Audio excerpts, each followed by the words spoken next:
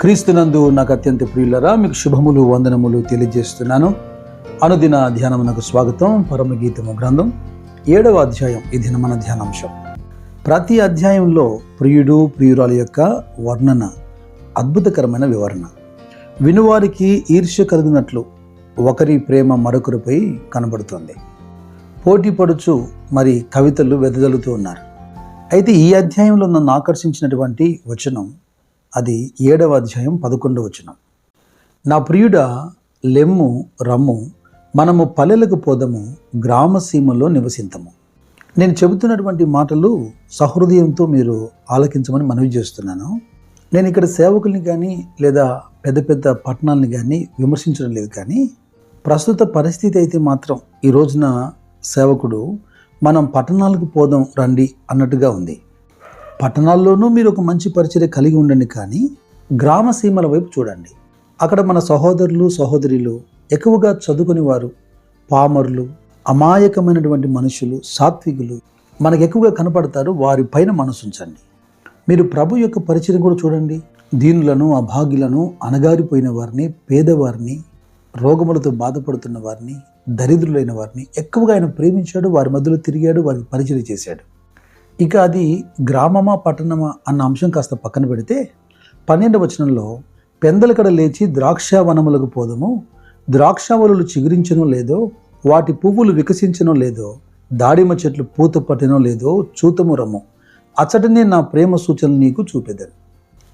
పరమగీతం 6వ అధ్యాయం 11వ వచనంలో కూడా లోయలోని చెట్లు ఎట్లున్నవో చూచుటకు, ద్రాక్షావనులు చిగురించనో లేదో, దాడిమ వృక్షములు పూత పట్టనో లేదో చూచుటకు నేను అక్షోట వృక్షోద్యానమునకు వెళ్ళి తిని అని రాయబడింది.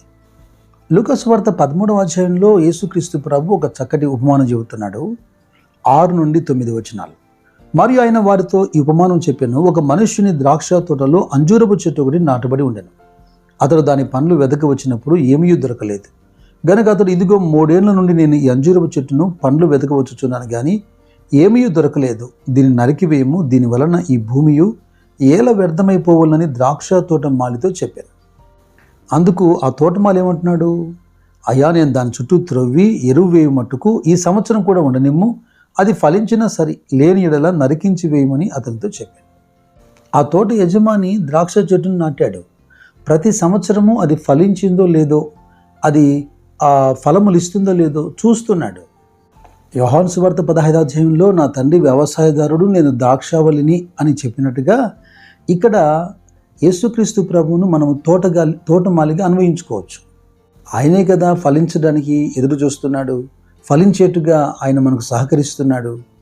అలాగే పరమగీతం 8వ అధ్యాయంలో 11వ వచనంలో సొలొమోనుకు ఒక ద్రాక్షావనము కలదు, అతడు దాని కాపులకిచ్చెను అని రాయబడింది.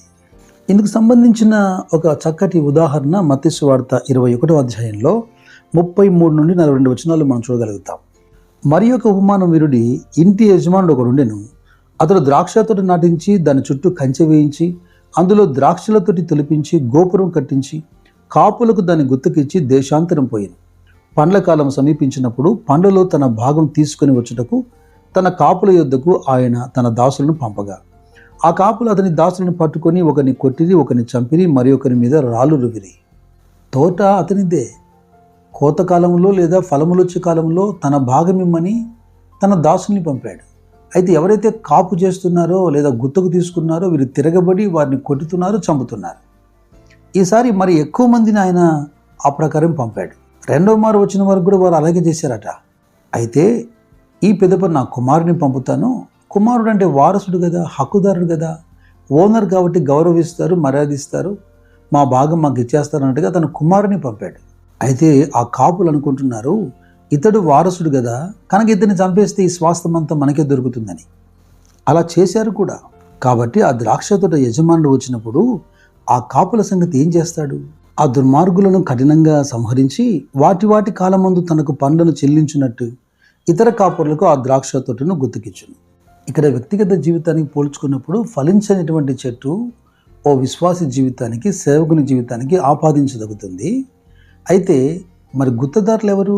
ఈ ఉదాహరణలో గృహ నిర్వాహకత్వం వారికి అప్పగించి దేశాంతరం వెళ్ళాడు కనుక ఆయన తన ఇంటి వారిపైన ఆహారం సరైన సమయానికి వారికి పంచిపెట్టేదానికి అధికారులకు పెట్టాడు గనక ఇది ప్రత్యేకంగా సేవకులకు సంబంధించి. ఇలాగ వ్యక్తిగతంగా మనల్ని మనం పరిశీలించుకుంటూ ఫలిస్తున్నామా లేదా, అనుకూలమైన ఫలములు ఇస్తున్నామా లేదా అని. అలాగే సంఘముగా మన బాధ్యత ఏమిటి? పరమగీతం 7వ అధ్యాయంలో చివరి వచనమైనటువంటి 13వ వచనం చూడండి. పుత్రదాత వృక్షము సువాసన నిచ్చుచున్నది.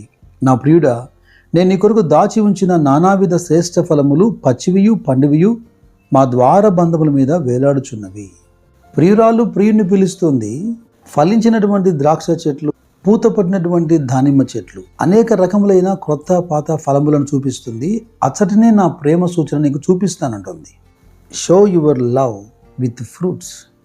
యోహాను సువార్త 15వ అధ్యాయంలో 16వ వచనంలో, మీరు నన్ను ఏర్పరచుకొనలేదు, మీరు నా పేరిట తండ్రిని ఏం అడుగుదురో అది ఆయన మీకు అనుగ్రహించినట్లు మీరు వెళ్ళి ఫలించుటకును మీ ఫలము నిలిచి ఉండుటకును నేను మిమ్మల్ని ఏర్పరచుకొని నియమించి తిని అంటాడు. మీరు బహుగా ఫలించుట వలన తండ్రికి మహిమ. మీ ప్రేమను నీతి ఫలములు వృద్ధి కలుగజేయటం ద్వారా నిరూపించాలి.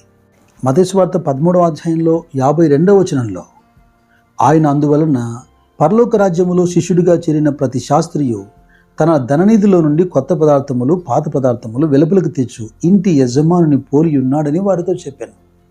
ఓవైపు గలతీలతో పౌలు చెబుతున్నట్టుగా ఆత్మ సంబంధమైనటువంటి ఫలము ఫలిస్తూనే, ఫలించకుండా శపించబడినటువంటి అంజూరపు చెట్టు వల్లే కాక ప్రభు యొక్క అక్కర తీర్చగలిగినటువంటి సువార్త సేవలో ప్రయోజనకరంగా ఉన్నటువంటి ఆత్మ సంబంధమైన ఫలం మనం ఫలించాలి.